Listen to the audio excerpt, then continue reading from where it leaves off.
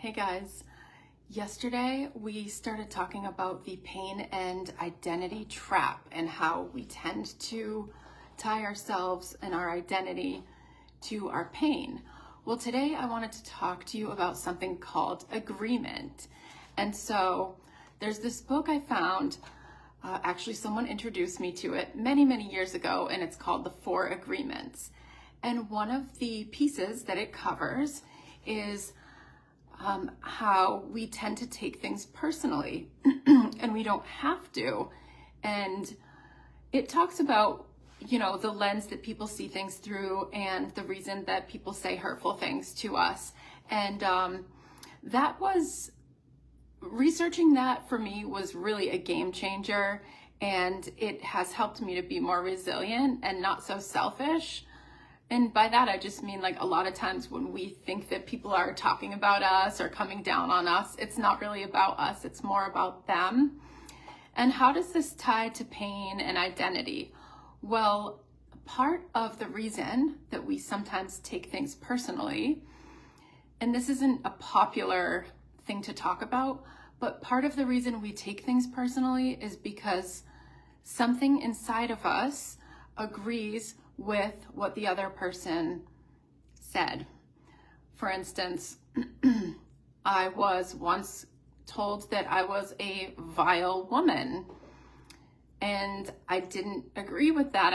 I didn't think that it was true. Like in my heart, I really didn't think that it was true. So it didn't bother me, even though it came from somebody that at the time I loved. I still do love them, but that's a side note. Why am I sharing this? When it comes to our pain and identity and the way that we went through these steps yesterday, we have an experience, a pain. We put a label to it, or we receive a diagnosis. We repeat the label. So now there's repetition involved. And after repetition, you start to believe it, or you believe it first and then you start to repeat it. So this is how these labels become part of our identity, is that we agree with them and we repeat them. What does the Bible have to say about this? Some scriptures that come to mind right away. Let the weak say, I am strong. Let the poor say, I am rich. Why? Because of what the Lord has done for us.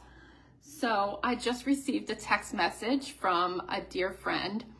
I missed prayer group today because a couple last minute things came up.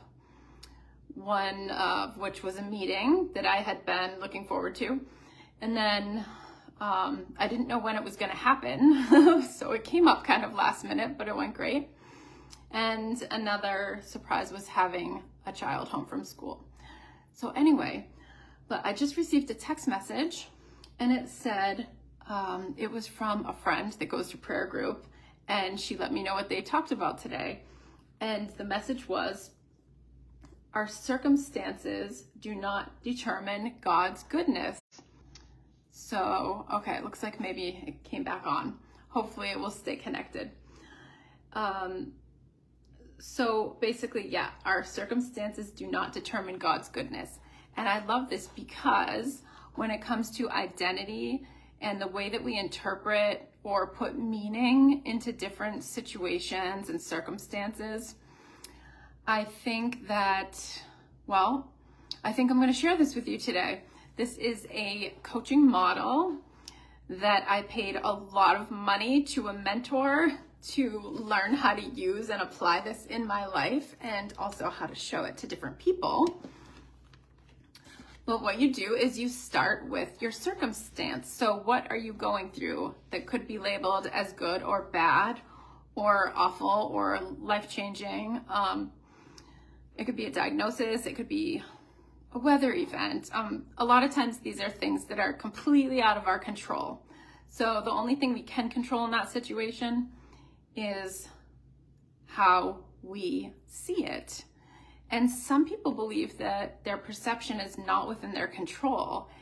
And it is true that we have certain neural pathways in our minds that are kind of go-to survival negativity biased pathways, and these are just reactions.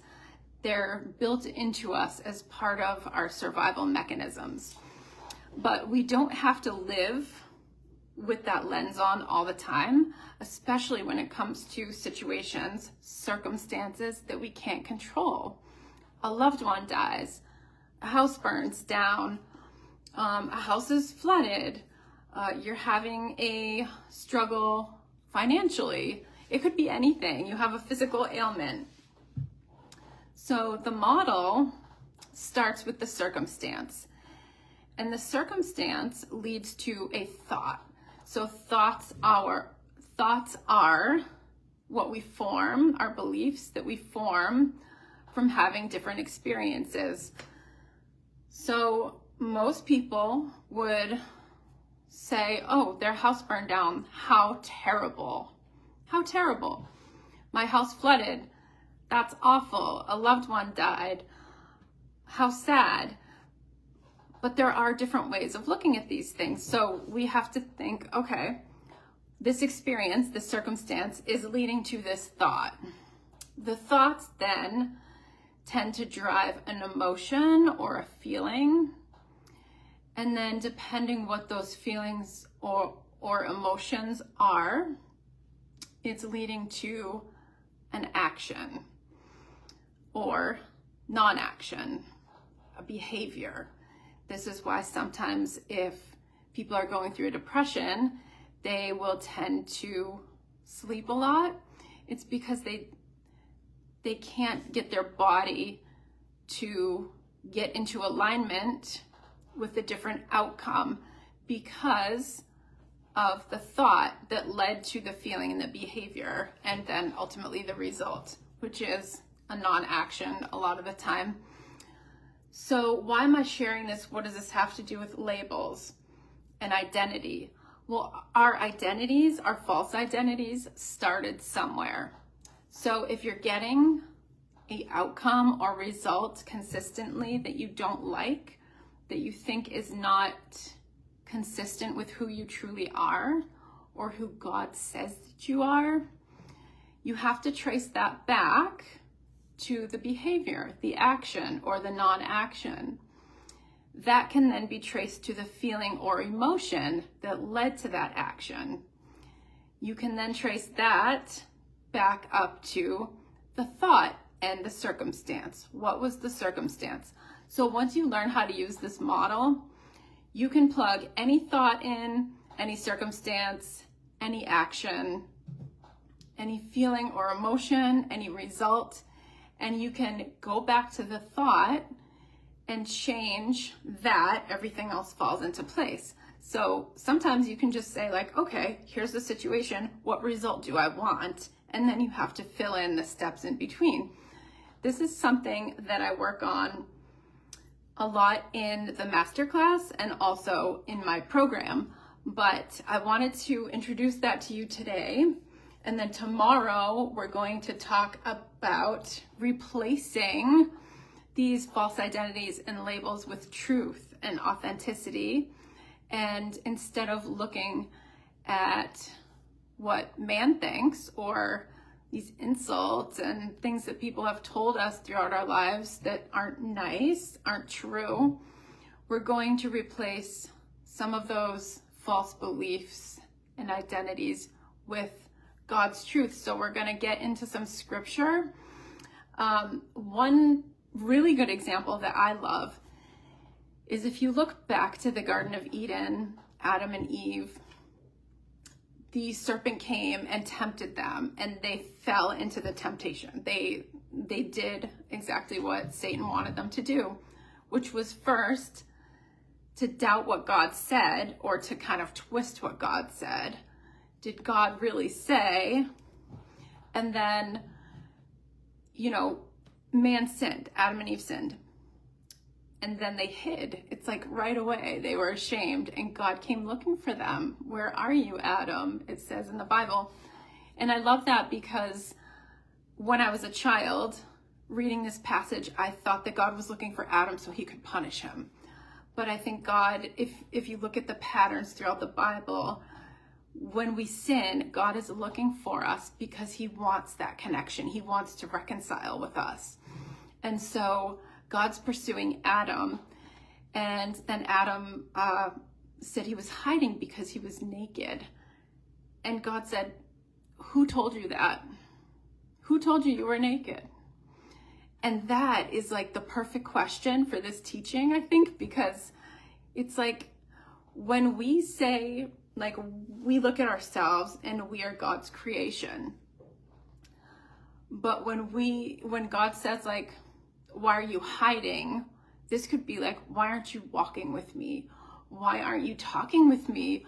Why aren't you seeking a more intimate relationship with me? It's because of our shame. And so what did God do with that shame? He made clothing for them, like they were trying to cover up with leaves. So he covered their shame. And I think that's like such a loving example of like what a parent would do in this situation. Is like, oh, my child is ashamed and they're naked, so I'm gonna give them a proper covering so they're not just like hiding behind fig leaves as Adam and Eve were doing in the garden. So without getting into this too much, we're going to go into it a little bit more tomorrow. I want to thank you for checking out the video. I hope this was helpful, and have a wonderful rest of your day. Bye.